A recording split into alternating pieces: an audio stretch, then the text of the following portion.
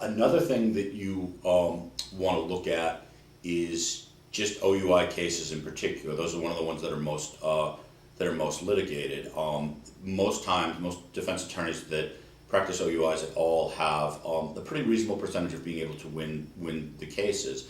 They're very fact specific, and you really need to get an attorney that's been able to do OUI cases in the past.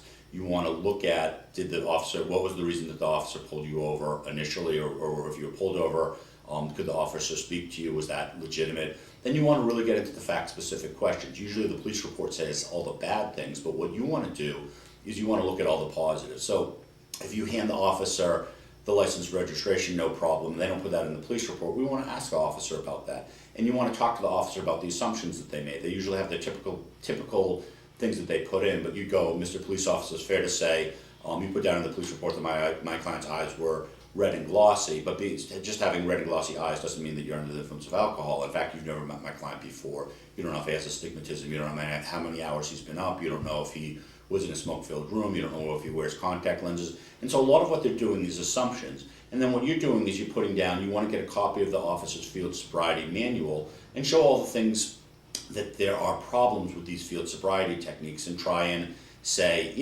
that they should ask if you have a handicap, if you're overweight to a certain degree, was the road flat, was it well lit, things of that nature. And you really want to look at the fact-specific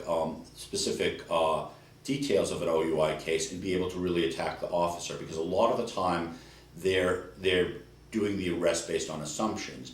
Also, in addition, in OUI cases, they're very there's a lot of litigation that you can do in terms of trying to get parts of it excluded. I had an OUI case recently that I got the whole case dismissed because of some issues with the breathalyzer. I also had a fifth offense OUI where the prior attorney, this was about a month ago, the prior attorney told my client that they basically need to take the 2.5-year mandatory sentence. But what we did is we attacked the older convictions where they can only actually get one other conviction in, so it ended up being treated as a second offense OUI, and instead of doing 2 or 2.5 years in jail, he ended up just having to do a 14-day inpatient program with probation.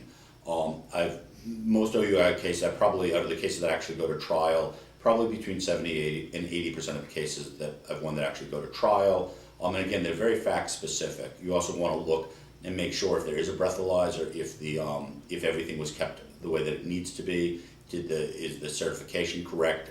Can they get that in as evidence? Are there videotapes, things of that nature? But again, they're very fact specific. You also, as your attorney, might want to go out to where the incident took place and potentially take a video or some pictures of it to make sure, again, that what the officer's saying in the report is accurate, and to be able to cross-examine the officer on that.